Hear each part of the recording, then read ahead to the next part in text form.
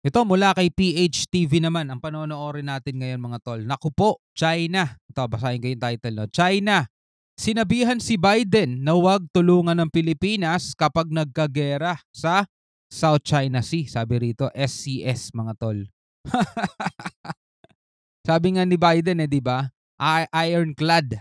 No? Sintigas ng bakal mga tol ang ugnayan ng Pilipinas at saka ng Amerika. Meron tayong Mutual Defense Treaty, kasunduan yan na hindi na nila pwede pang baliin. Well anyway, bago natin ito simulan, huwag mong kalimutan mag-subscribe kay PHTV at kung bago ka pa lamang dito, trip mo yung mga ganitong klaseng reaction video and commentary. Huwag mo rin kalimutan mag-subscribe, click mo na rin ang notification bell para ma-notify ka whenever na may mga bago tayong reaction video and commentary. Huwag na natin patagalin pa, panoorin na natin to mga tol.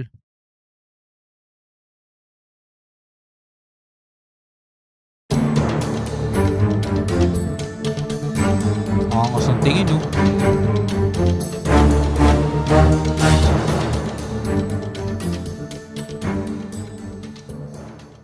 Iniulat na pinayuhan umano ng isang tagapagsalita ng Ministry of National Defense ng China ang administrasyon ni US President Joe Biden na huwag nitong tulungan at ipagtanggol ang Pilipinas kapag nagkagulo sa South China Sea.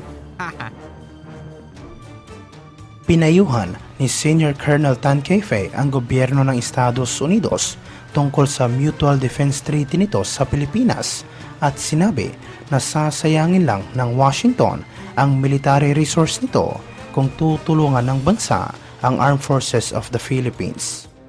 Hindi kaya sasayangin lang ng China yung military resource nila kapag nanggulo sila sa South China Sea. Dahil wala silang mapapala. Binanggit na nasabing Chinese official ang pag-abandona ng Pilipinas sa commitment nito na tulungan ang Amerika sa giyera laban sa terorismo sa Iraq noong 2004 at para sa kanila, hindi umano ito katanggap-tanggap bilang isang kaalyado. Idinagdag ni Tan Kefei na hindi umano nararapat na ibuwis ng Washington ang buhay ng kanilang mga sundalo para lamang sa Pilipinas dahil ang bansa ay hindi umano maaasahan at marami din umano mga Pilipino ang ayaw sa mga Amerikano. Paano yan? Mas marami na Pilipino ngayon ang ayaw sa incheck. Hindi ayaw sa lahi mga tol. Hindi ayaw sa lahi. Kundi ayaw lang sa ginagawa nila. Ngayon mga tol, kung mag-aayos sila ng kanilang buhay at aayusin nila yung kanilang pakikitungo sa Pilipinas, okay pa. Iniulat ito matapos sinabi ng isang opisyal ng gobyerno na sa gitna ng banta ng pagharang ng mga Chinese vessel, ang gobyerno ng Pilipinas ay hindi pababayaan o tatalikuran ang mga Pilipinong nasa Ayungin Shoal. Nagbigay ng pahayag ang National Security Council Assistant Director General na si Jonathan Malaya matapos ang ginawang pagharang ng China Coast Guard sa resupply mission ng Philippine Navy sa Ayungin Shoal. Sinabi ni Malaya sa isang press briefing na National Task Force for the West Philippine Sea sa Department of Foreign Affairs na hindi pababayaan ng gobyerno ang Ayungin Shoal at nangako sila na poprotektahan nila ang nasabing lugar. Ito nga, hindi nga natin alam kung nakapagbaba na ba ng budget dyan Diba? Para sa construction mga tol ng Ayungin Dapat makapaglagay na talaga tayo dyan ng permanent natin structure. Diba? Ang dami na napag-usapang budget pero ito puro panukala pa lang naririnig natin pero wala pang nakukumpirma na ito yung budget na inilaan ng gobyerno para dito. Nagpatawag naman si Pangulong Marcos ng isang military command conference upang magkaroon ng isang komprehensibong aksyon laban sa patuloy na pananalakay ng China. Naglabas din ng pahayag si National Security Advisor Eduardo Año at sinabi na tinututulan niya ang panibagong agresyon ng China. Sinabi ni Malaya ng insidente ay tila pagtatangka ng China na subukan ang magiging tugon ng Pilipinas tungkol sa pagprotekta sa territorial integrity nito at anya maaring naghahanap lang ang Beijing ng kahinaan sa posisyon ng bansa o sinusubukang sukatin ang ating commitment sa mga Philippine troops na nasa ayungin. Naghahanap lang sila ng information ng kahinaan kaya nga yung mga hacker ang hacker nila ano na, umaatake na, eh. Sinabi rin niya na nandito ang gobyerno para tiyakin ang sambayanang Pilipino na batay sa utos ni Pangulong Marcos ng ating tugon ay dapat na consistent na hindi natin isusuko kahit isang pulgada ng ating teritoryo.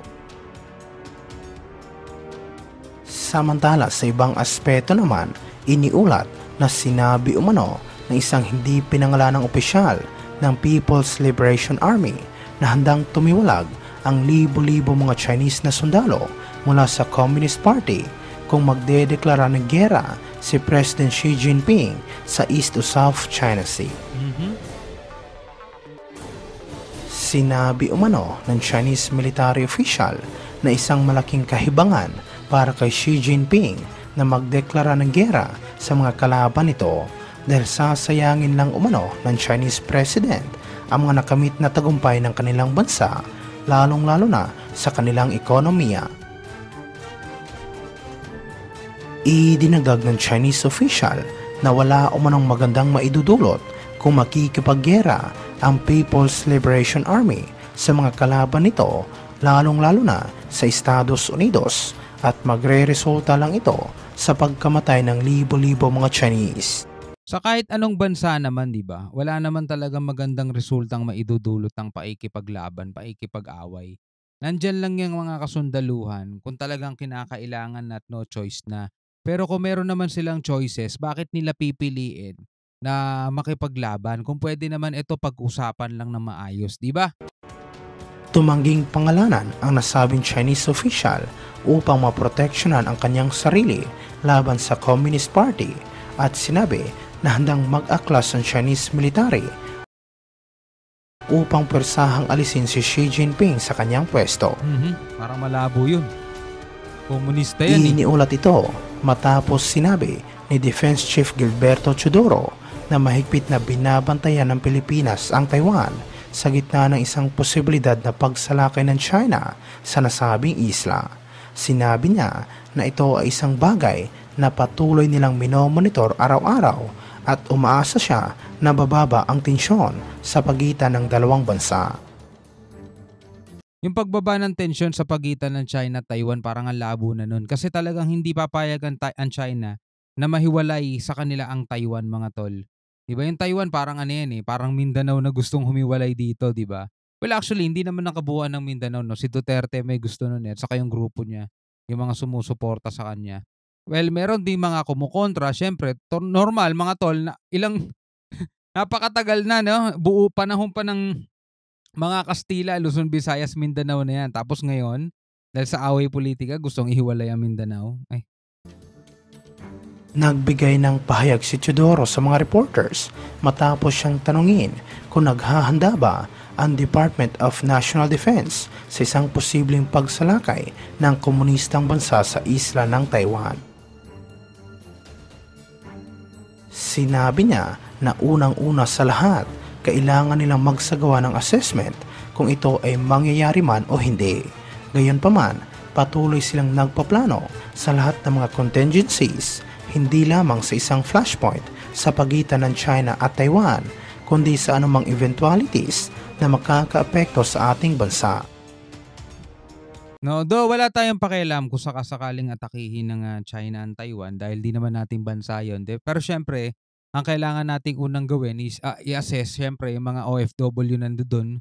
Kailangan natin yun. At kung sakasakaling mang idadamay tayo ng China dahil nandirito yung mga base ng US, tulad nga ng kinakatakutan ng ibang mga politiko na baka tirahin daw tayo ng China dahil nandirito yung maraming EDCA, nakahanda na dyan ang mga sundalo natin. Tiwala na lang kayo, mga kapatid, no? So ikaw bilang isang Pilipino, ano ang masasabi mo dito, mga tol, sa videong napanood natin? No, tulad nga ng sinabi natin kanina, ang US at Pilipinas meron yang Mutual Defense Treaty, mga tol, na isang matibay, at sabi nga ni Biden, no, yung ugnayan daw ng Pilipinas at Amerika ay ironclad, no? Matibay na ano yan, matibay na magkasanggayang mga dalawang bagay na yan. at hindi tayo puwedeng, basta-basta utusan ng kung sino-sino mang mga bansa na gusto lamang ay masakop yung hindi naman kanila, 'di ba? Kailangan mga kapatid maging aware tayo lahat sa mga balita, sa mga nangyayari sa ating kapaligiran. Kasi bilang isang Pilipino dapat mga tol, yung loyalty natin 'no, nasa Pilipinas lang 'yan. Hindi tayo dapat nagpapaapekto sa mga away politika dahil ulit-ulit din nga natin ang mga presidente natin come and go 'yan. Papasok 'yan, 6 na taon after niyan mapapalitan ulit ng bago, 'di ba? So, ang kailangan na lang natin sanang hilingin ay magkaisa tayong mga Pilipino para tumibay din ang ating mga bansa ating bansa kasi yan ang pundasyon talaga, ng isang matatag na bansa kailangan may pagkakaisa ang mga Pilipino, 'di ba? So hanggang sa muli mga kapatid, ako nga pala si Shobal D. Peace out.